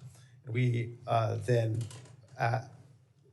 request that various countries recognize those rules and adhere to those standards. As we've been going through the agreements on reciprocal tariffs or any of the bilateral trade agreements, we've been making sure that CBPR is front and center in terms of the standard that we want to hold our bilateral trading partners to in the digital space. The second program and its sister programs would be the US-EU Data Privacy Framework. We've also started a program with the UK and the Swiss. I think it provides a very firm foundation in terms of allowing free flow of personal data from Europe to the United States. I think those are two good foundations that we could expand upon, especially as we're getting into the US-EU trade agreements, as you know, Secretary Lutnick is heavily involved in, and we'll be supporting him in his efforts, knowing that that's going to be a cornerstone of the agreement. Thank you, Mr. Haynes. Mr. Haynes, on another matter, China's predatory practices in sectors like steel, critical minerals, and advanced manufacturing have continuously put sustained pressure on U.S. companies. Inside ITA, industry and analysis brings together industry engagement and trade policy analysis. So it sees both what companies are experiencing and how the rules of the system are working in practice. If confirmed, Mr. Haynes, what are a few concrete things you would build or change inside INA to sharpen ITA's China work? For example, specific analytic products, priority sectors, or support for trade agreement enforcement? Thank you, Senator. The most current concrete example I can provide you, again, is our current work on mapping critical mineral supply chains. I mean, this is the main trade issue in the U.S.-China trading relationship, and one that the President and Secretary Lutnick are laser focused on solving. Currently, we are providing mapping information for all 54 minerals. We're really focusing on the processing and refining side of the equation, given that in that sense. China dominates the supply chains there. And we're going to continue to work with the White House-led investment committee to ensure that we not only understand those supply chains, but are able to secure them and thus secure a number of different sectors that are downstream that require these critical components. So if confirmed, that would be one of my main focuses, is to continue that work and help to secure the supply chains. Well, since your point of emphasis is on critical minerals, maybe you could speak to this. I've advocated for a number of years running that our country develop a national economic security strategy. This would be an analog to our national defense strategy. It's a subset of an economic security strategy would be a strategy for critical mineral resilience and sourcing on an ongoing basis. Might I&A play a role in development of a written strategy subject to scrutiny, but ultimately some measure of consensus around what the policy is, so that we can develop a policy that would endure beyond this administration, just as we do through a national defense strategy? Yes, sir, Senator. I would imagine that any strategy like that would probably be White House-led, like a national security strategy, national defense strategy. And if something like that were to come into existence, I would imagine that we would absolutely be asked to provide support in developing that. And if it does come to fruition, and I'm confirmed, would be delighted to do so. Well, great. Well, I hope we'll have an opportunity to work together on that broader matter, which I agree would have to come from the White House. I know they're listening, so I thought I'd bring it up. But I expect that I will be supporting your nomination, and thank you for answering my questions. Chairman? Senator Rosen. Well, thank you, Mr. Chairman, and thank you to the witnesses here for taking us to space, and a little bit more, we'll say Nevada specific, because we have a proud graduate of University of Nevada, Rena, here, who knows lots about critical minerals in our state and tourism in our state. And I fully support working on a national strategy, because Nevada, of course, has some of the largest critical mineral deposits in the country. And so we are very mineral rich, as you know, and thank you for being here. But I'm going to focus a little bit on tourism. I'm going to bring us down to earth and ask about my travel and tourism work and some of the bills that we've had. Because in 2023, I had a bipartisan bill, the Omnibus Travel and Tourism Act, was signed into law. And that bill created a position of Assistant Secretary of Travel and Tourism at the Department of Commerce.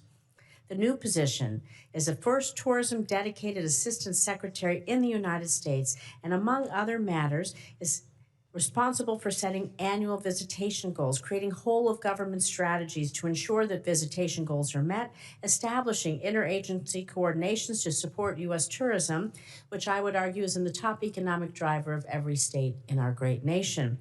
This new office will also play an essential role to reducing barriers to travel and leveraging new technologies to make travel safer and more efficient. However, despite the critical importance of this role, especially as the tourism industry continues to face significant challenges amid global uncertainty, the position remains vacant. Moreover, there is currently no Deputy Assistant Secretary for Travel and Tourism in place either. As a result, the National Travel and Tourism Office is led today by an acting Deputy Assistant Secretary, further underscoring the leadership gap in the space.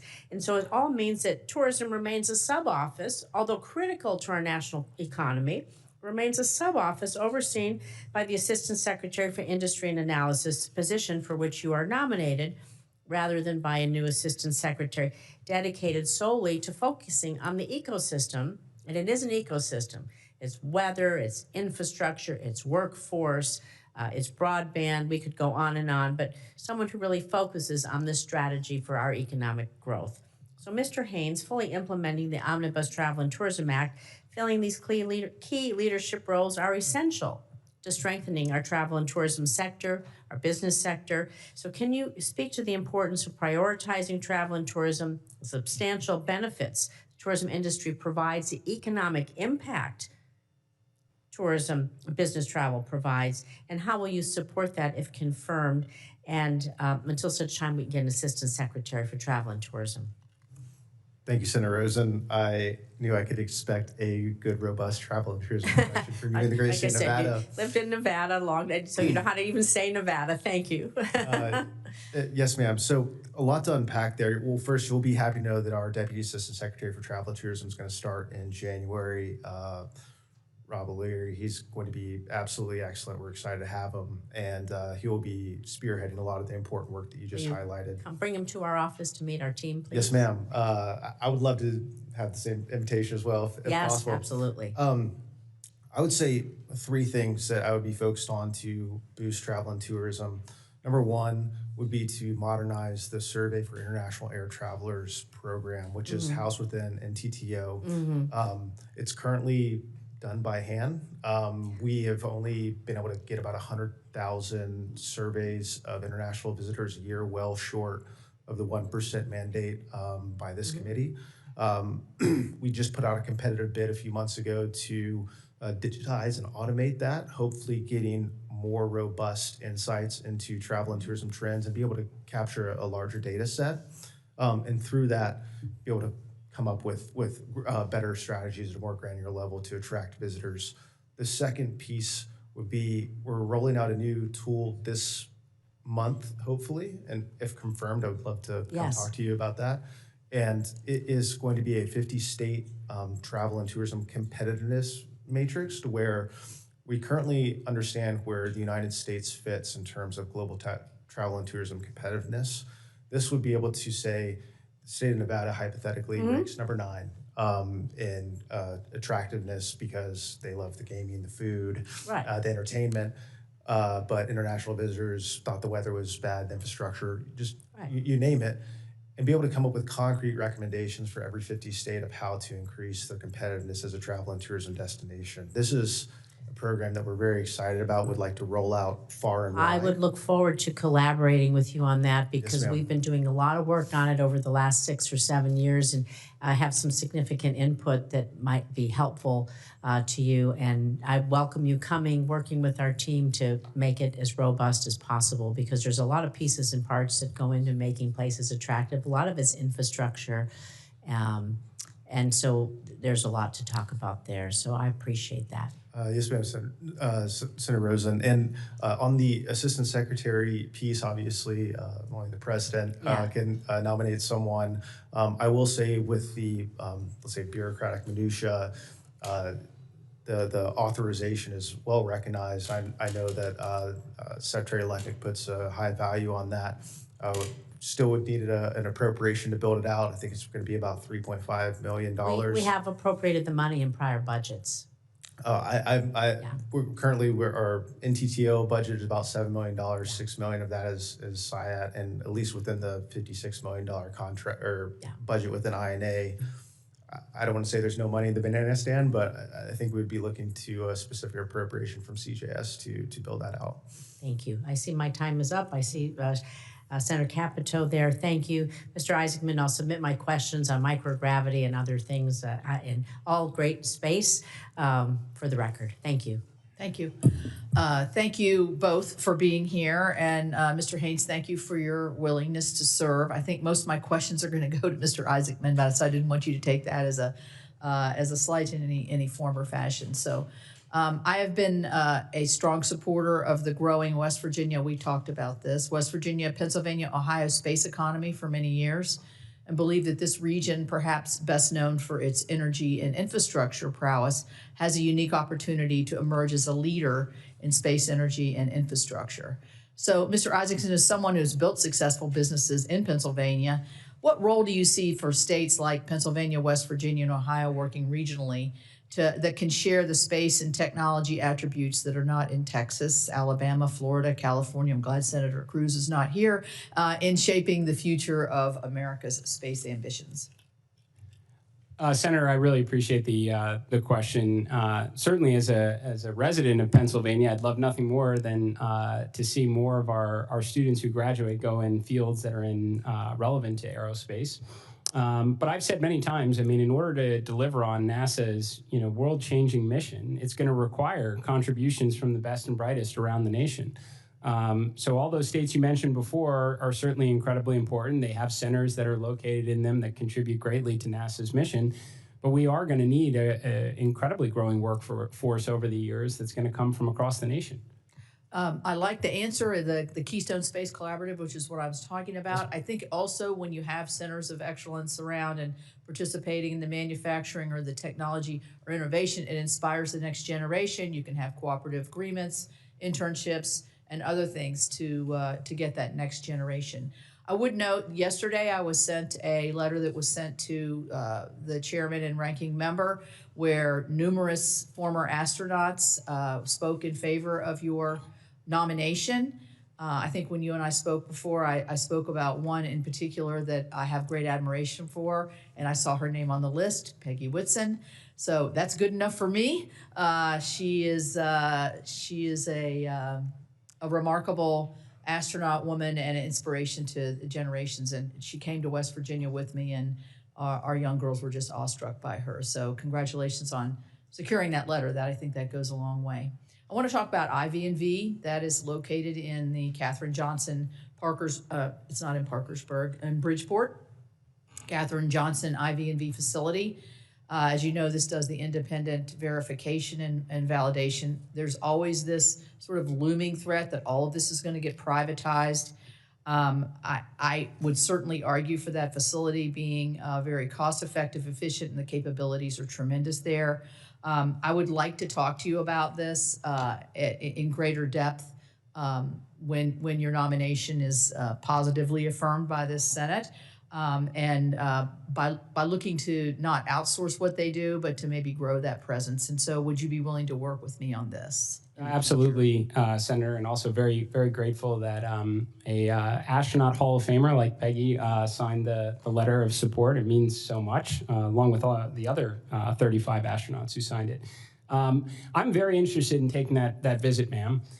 Because I think in a world that we all envision someday in the future with lots of space stations and deep space missions, the reliance traditionally on mission control and hardware will diminish as we need to have more onboard decision making and perhaps even the inclusion of AI onto some of our vehicles and even satellites, which will only increase the importance in terms of the integrity of the software. So I think it will obviously have a continuing role to support NASA, but perhaps many other agencies within the government as well.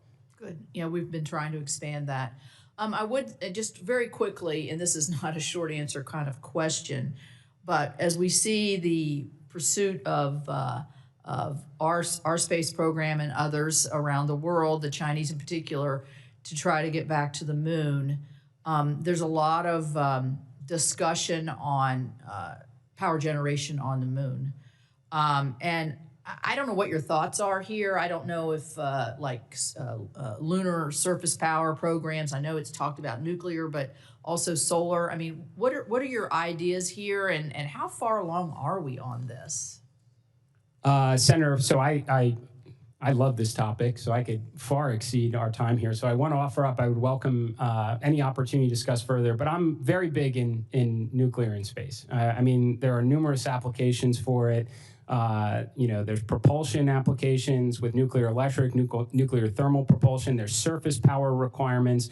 We're going to need surface power, for applications that don't have direct sun exposure. We're going to need surface power to likely manufacture propellant for missions to and from Mars, and certainly deeper space exploration missions where there's less solar effectiveness. So it's an area that I think is squarely within NASA's mission to be working on the near impossible, to do what no one else can do and attract the talent that will want to work on exciting mini Manhattan Project-like programs. Thank you. Thank you both, and thank you both for your willingness to serve.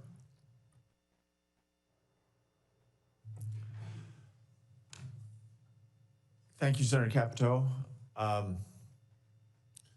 Let me start with Mr. Haynes. I appreciate we followed the discussions around critical minerals. I want to make sure that we emphasize that's a bipartisan effort.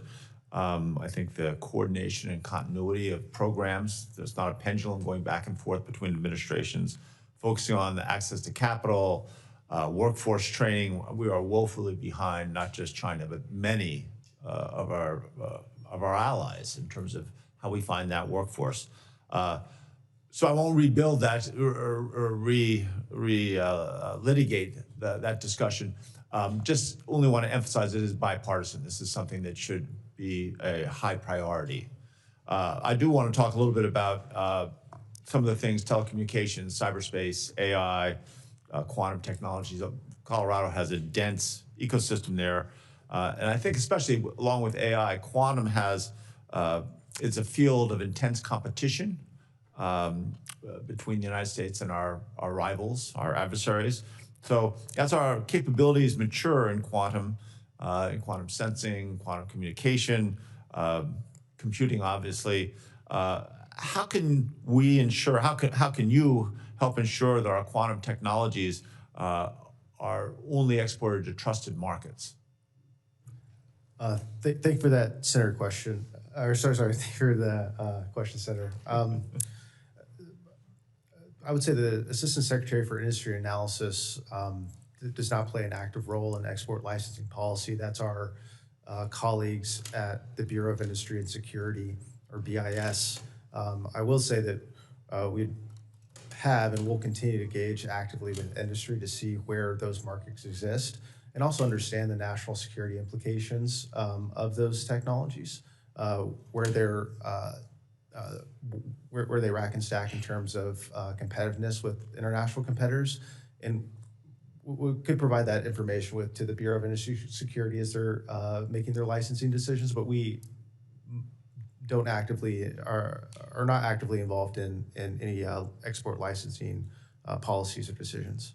Great, I appreciate that. And I think we've got a lot of work to do on there. Mr. Isaacman, we share the same bipartisan goal that the United States should be laser focused on returning American astronauts to the moon, reaching the next frontiers in space exploration. I think I'm still the only scientist in the Senate who's actually done provided peer-reviewed papers. Back in May, you answered some of our written questions. I thought this was very well stated, so I repeat it, that you want NASA to be a force multiplier for science, which I think is essential, launching more missions, more telescopes, more probes, more rovers. You also said that you can be expected to be a passionate advocate for science. All of NASA's science and exploration missions, including both planetary and earth sciences, prioritizing these efforts is not about choosing one over the other, but rather identifying where the greatest breakthroughs are possible. Certainly now you're dealing with a budget issue that's fairly dramatic. So I wanted to see how you balance that. Can you confirm, where you believe NASA's scientific and exploration missions are they complementary, or do they end up becoming, because of budget issues, mutually exclusive?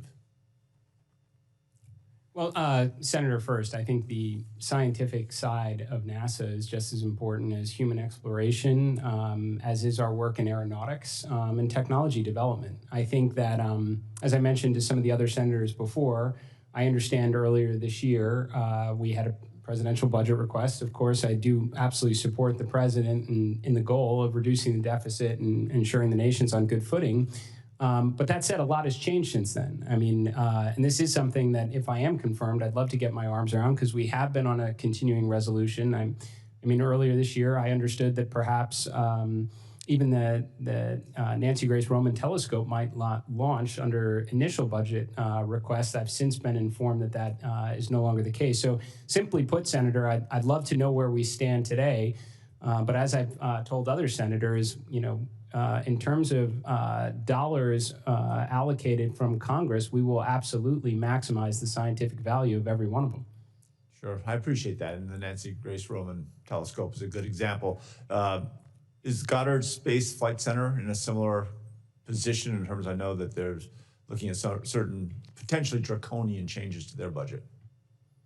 Senator, I'm nothing more than I would read the same things that other people do. If you ask me, I think Goddard is very important to spearheading the scientific efforts of NASA. Right, great.